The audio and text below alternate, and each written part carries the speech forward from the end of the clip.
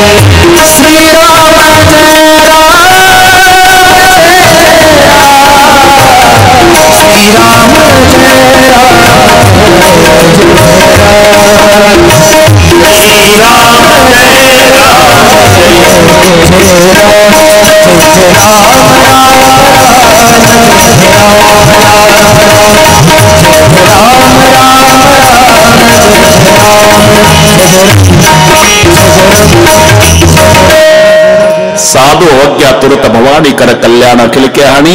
म्हणून आज पूर्णाहुतीचा दिवस आहे. सर्वांच्या चरणी विनम्र प्रार्थना, इथून पुढे भविष्य काळात तुम्हाला कोणत्याही समाजाचा महात्मा भेटू द्या, बौद्ध धर्माचा, ख्रिश्चन धर्माचा, जैन धर्माचा, हिंदू धर्माचा, मुस्लिम धर्माचा, त्या साधूच्या अंगावर व्यवस्थित कपडे नसू द्या, भोळा बाबडा असू द्या, दिसायला पागलासारखा दिसू द्या, तुम्हाला नमस्कार करायची इच्छा नाही त्या साधूला नमस्कार करू नका. पण एक प्रार्थना आहे, त्याची टिंगल टवाळी करू नका. काय होईल? साधू काही करणार नाही, पण भगवान बदला घेतल्याशिवाय राहणार नाही. हरिजनाची कोणानं घडावी निंदा, साहत गोविंदा नाही त्याची. कशाप्रमाणे? अर्धा मिनिट घेतो. एका मावशीला जेवायला सांगितले का श्रीमंतानं, तिचं सोबत बाळ गेलं 5 वर्षाचं. श्रीमंताच्या घरी जेवणाचा थाट होता. गोरे महाराज बसायला पाठ, पाठीला पाठ, चांदीचं ताट, ताटात वाटी चांदीची, फुलपात्र तांब्या चांदीचं, ताटाला शोभेल असे पदार्थ श्रीखंड, बासुंदी, लाडू, गुलाबजाम, बटाटा वडा, कांद्याची भजी, पापड, लोणची, बालुशाही, मालपोळी. तुम्हाला आठवण येते आज पारण्याचा दिवस आहे ना, काय हरकत नाही. एका पाटावर नवीन पातळ, एका पाटावर सोन्याचे दागिने. इतक्यात 5 वर्ष या पिंट्यानं मम्मीच्या ताटातला गुलाबजाम उचलून स्वतःच्या तोंडात घातला. श्रीमंताचं लक्ष एक कानाखाली ठेवून दिली. लेकरू गुलाबजाम सहित पडलं फरशीवर. त्याचा एक दात पडला. गुलाबजाम बॉल सारखा उडाला. तोंडातून रक्त येऊ लागलं. पालीसारखं तडपडून रडू लागलं ते पोर. आणि त्याची आई पाटावर उभी झाली तर श्रीमंतानं विनंती केली, तुम्ही बसा मावशी, मावशी तुम्ही बसा. हे नवीन पातळ तुमच्यासाठी आहे. हे सोन्याचे दागिने तुमच्याच करताय. सुग्रास भोजन तुमच्यासाठीच केलं. तुम्ही पोटभर जेवा मावशी. जेवल का माय? जिच्या लेकराच्या तोंडातला गुलाबजाम पडला. विजेसारखी कडाडली त्या श्रीमंतावर. रॉकेल वतून माझ्या लेकराला मारलं नाही जेवणार मी. लेकराला मारल्यावर माय सहन करत नाही, तसा साधू संताचा अपमान भगवान सहन करीत नाही. म्हणून साधू संत को मत सता, साधू संत को मत सता, वो रो देगा लेकिन सुनेगा उसका भगवान तो तुझे जड़ से खो देगा. बिभीषणानं काही केलं नाही, पण श्रीरामानं रावणाचं काही ठेवलं नाही, हे लक्षात ठेवा. आणि खाली पडला बिभीषण. ज्यानं लाद घातली, बुटा बनली, त्यालाच नमस्कार केला. दादा, वडील मोठा भाऊ लहान भावाचा वडील असतो. मला तू लात मारली एवढ्या समाजात वाईट वाटलं नाही. आता मी श्रीरामाकडे चाललो, पण जाताना सांगतो दादा, तुझं कल्याण रामाच्या शरणागतीत आहे. आणि बिभीषण निघाला. हा कुठे कुठे जाते म्हणून 2 ठेवले. शुक आणि सारन ते वानराच्या रूपात 3 दिवस रामाच्या सैन्यात होते. बिभीषण आकाश मार्गे प्रभूकडे. बिभीषण आल्यानंतर बिभीषणाला प्रभूंनी परिचय विचारला. कोण आहे? आड पडदा न ठेवता डोंगरे महाराज परिचय दिला. अरे दुसरा जर असता तर काय परिचय दिला असता? कोण आहे तू? मी का? तुमचा कार्यकर्ता. अख्ख्या लंका नगरात एकच भक्त आहे मी तुमचा. तुमचा बॅनर माझ्या बंगल्यावर, तुमचा फोटो आहे आमच्या देवघरात. नाही का तिखट मीठ लावून परिचय दिला असता, पण अजिबात आडपडदा नाही. कोण आहे तो? तुमची पत्नी ज्यानं चोरून नेली ना प्रभू, तो तुमचा वैरी रावण, त्याचा सक्का भाऊ बिभीषण. इथून सुरुवात. नाथ दशानन करमय भ्राता. अजिबात आडपडदा नाही बरं का पत्रकार बंधू, आडपडदा नाही. नाथ दशानन करमय भ्राता, निशिचर वंश जन्म सुरत राहता. माझ्या कुळाचा परिचय एका वाक्यात देतो मालक. जथा उलुकई तमपर नेहा. डोंगरे बाबा हे शब्द लक्षात घ्या. परिचय देताना 4 शब्द वापरले. जथा, उलुक, तम आणि नेहा. ही मजा शब्दाची. जथा म्हणजे कळप, उलुक म्हणजे घुबड, तम म्हणजे अंधार, नेहा म्हणजे प्रेम. जथा उलुकई तमपर नेहा म्हणजे घुबडांचं अंधारावर जसं प्रेम असतं ना प्रभू, तसं आम्हा लोकांचं पापावर प्रेम असतं. जसं घुबडाचं प्रेम अंधारावर, तसं आम्हा लोकांचं प्रेम पापावर. सहज पाप प्रिय तामस देहा, जता उलुकई तमपर नेहा. माझा त्या वंशात जन्म झाला भगवान बाबा. या सगळे साधू पुढे या बाबा.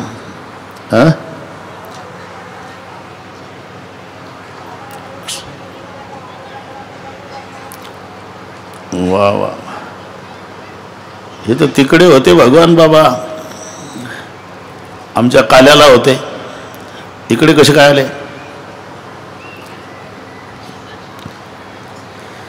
त्यालाच भगवान म्हणतात.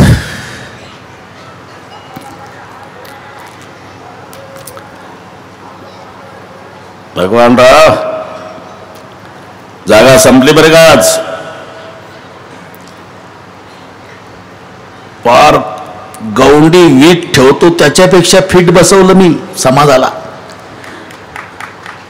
आणि हेच क्षत्र आहे जे विनंतीला मान देतात. म्हणून माझ्या सगळ्या कौशल्या मातेनं विनंतीला मान दिला. दुसरा कोणता कार्यक्रम असता वेगळा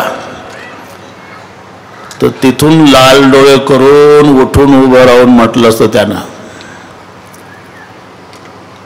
मग कशाला निमंत्रण पाठवली? मंडप नाही पुरला तर तिथं लग्नात तुम्हालाही माझ्यापेक्षा चांगले अनुभव आहे,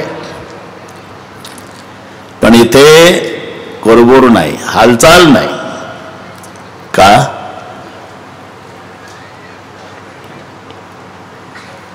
समाधीत बसलेला महात्मा, त्यांच्यावर श्रद्धा ठेवून आलेले हे भाविक आहे, म्हणून सोय गैरसोय याचा विचार यांच्या डोक्यात नाही.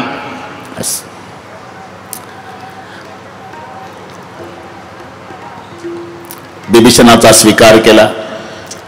ते दोघं पकडले, बिभीषणाच्या द्वाराच लक्ष्मणापुढे उभे केले. शुक आणि सारन. विचारलं लक्ष्मण, कौन है आप? रावण के दूत. नाम तुम्हारा? शुक सारन. किस लिए आए थे? तुम्हारी सेना का भेद जानने के लिए. भेद मिला? हमें क्या ब्रह्मा को नहीं मिल सकता. जान प्यारी है? हाँ, तो मैं चिट्ठी लिख कर देता हूं. लक्ष्मणजीने चिठ्ठी लिहून दिली. चिठ्ठी घेऊन जेव्हा ते शुक सारन दरबारात रावणानं चिठ्ठी वाचली, तुच्छ त्यानं फेकून दिली आणि विचारलं, शुक सारन? जी सरकार. अरे तपस्वी की सेना में आप 3 दिन तक थे, हाँ, कुछ भेद मिला है क्या? मतलब तपस्वी की सेना में सबसे ज्यादा ताकत वाला योद्धा कौन है?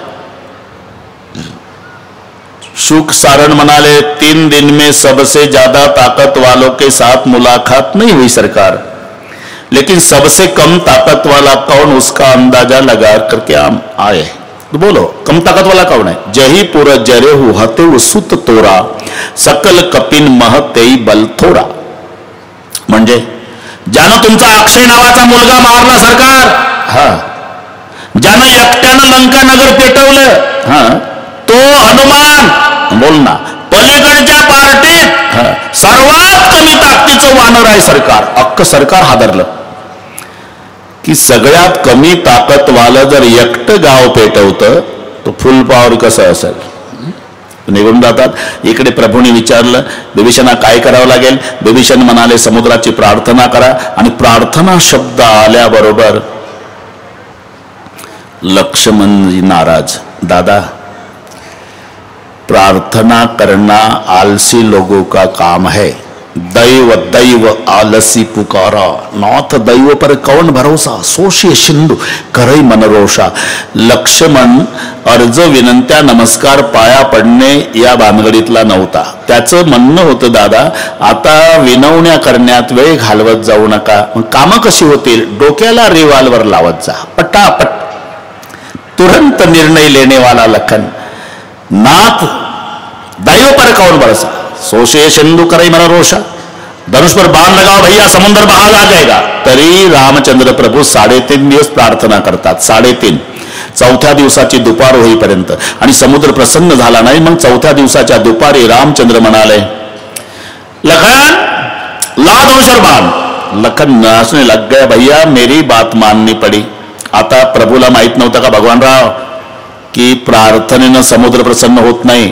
मग 3.5 दिवस प्रार्थना का केली? अरे दोघांचं समाधान करायचं आहे, धर्मसंकटात आहे प्रभू. एका भागाला वैऱ्याचा भाऊ बसला आणि एका भागाला स्वतःचा म्हणतो प्रार्थना करू नका, आणि वैऱ्याचा म्हणतो प्रार्थना करा. आता ऐकाव कोणाचं? वैऱ्याच्या भावाचं ऐकलं तर स्वतःचा नाराज होतो, स्वतःच्या भावाचं ऐकलं याचा गैरसमज होतो. दोघांचंही समाधान करायचं आहे. याला भगवान म्हणतात. भगवान जोडायचं काम. म्हणून तर एक विशेषण वसिष्ठजींनी दिलं, धर्म सेतू पालक तव त्राता.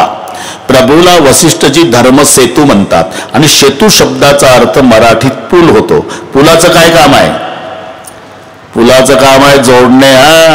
नदीवर पूल झाला की सकाळी त्या गावची माणसं तंबाखू खायला या गावातनं, या गावची चुना मळायला त्या गावात. अरे 2 गावं एका ठिकाणी आणायचं काम पूल करतंय. तसं रामचंद्र प्रभूंनी जन्मभर जोडायचं काम केलं. जोडायचं. ही बिमारी तेव्हापासूनची आहे रे बाबा. 2 शास्त्री, 2 कुत्री, 2 मिस्त्री, 2 रेडे, 2 घोडे, 2 वेडे, 2 जावा, 2 आवान, 2 बुवा. या 9 लोकांचं पटत नाही. इथं मौजपुरीवाल्यांनी हे मौज केली, सगळे साधू एका ठिकाणी आणले. ही कला त्यांनाच माहिती आहे ना, तर नाही जमत, नाही जमत. याचको याचकम दृष्टवा स्वानवत गुरगुरायते. या बुवानं त्या बुवाकडे पाहिलं की शब्द ते आहे स्वानवत गुरगुरायते. ही बिमारी आताची नाही, रामचंद्र प्रभूच्या वेळेलाही तो आजार होताच. दोन प्रसिद्ध संत होते ज्यांचं पटत नव्हतं, एक विश्वामित्र, एक वसिष्ठ.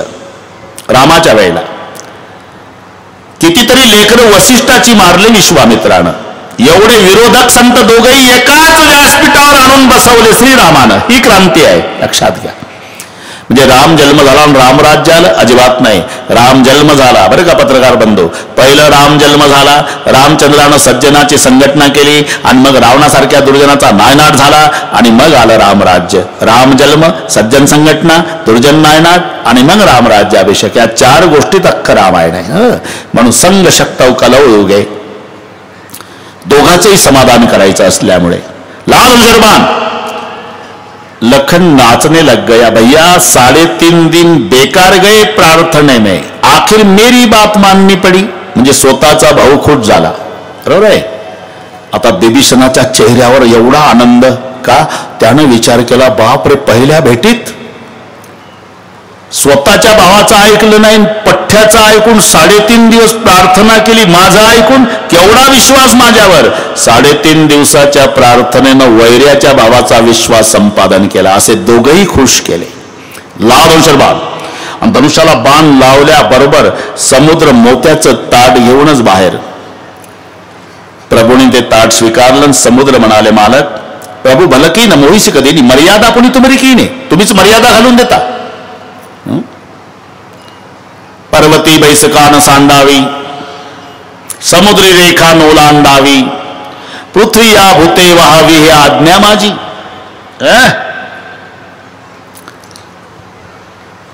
जर पर्वत हिमालय त्याला कळालं असतं की मौज पुरीला खूप मौज आहे, मोठा सप्ताह आहे, तो जर पहिल्या दिवशी इथं आला असता तर सप्ताह झाला असता का आपलं थालीपीठ. त्यानं जागेऊन उठू नये, आज्ञा प्रभूची आहे. पर्वती बैसका न सांडावी. जर समुद्राला वाटलं एक दिवस मुंबई फिरून यावं, राहील का मुंबई? समुद्री रेखा नोलांडावी, तुम्हीच मर्यादा घालून देता आणि पुन्हा बाहेर न्यावं, लाल डोळे करता. प्रभू भलं की न मोही शकत नाही, मर्यादा कोणी तुम्हाला की नाही. आणि महत्वाचं सांगितलं, मालक तुमच्या 18 पद्म वानर श्रेणीमध्ये 2 इंजिनियर आहे. काय नाव आहे त्यांचं?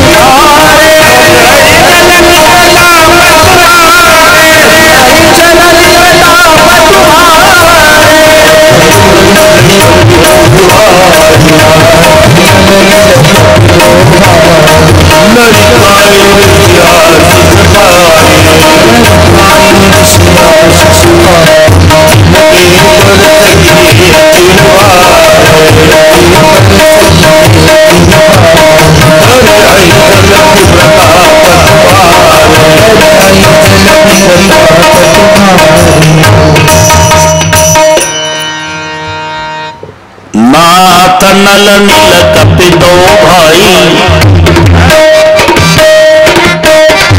लरकाई सिया शिष पाई, इनके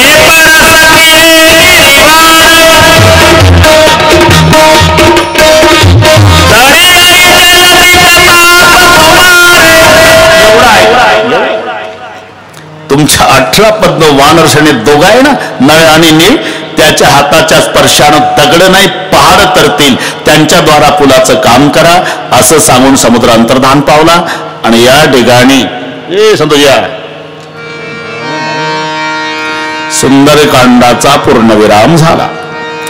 इति श्रीमद रामचरितमानस सकल कली कलश्री ध्वंसने 5म सोपान समाप्त. गणेश सरस्वती सीताराम शिव पार्वती गुरुदेवाला वंदन करून लंका कांडाला सुरुवात झाली. पुलाचं काम प्रारंभ झालं. दाव मरकट बेट भरूता, आनो बिटत गिरण के जूता, सुडी कभी भारो चरे करूया, जय रघुवीर प्रताप समूह. रामचंद्राचा जय जयकार करीत कामत पहाड टेकड्या पर्वत दगड आणि हे दोन भाऊ हात लावतात, नळ आणि नीळ, डालो डालो, ते तरंगायचे, डालो डालो डालो. हे दोघं दिवसभर डालोच्याच कामावर आहे आणि बाकीचे वानर बिना कांदा पोह्याचे श्रमदानानं थकून गेले.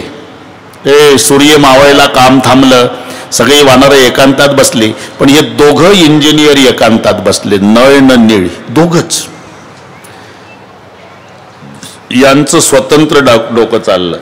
नळा, काय रे निळा, आपण दोन भाऊ या रामाच्या सैन्यात नसतो, काय दिवा लावला असता यानं?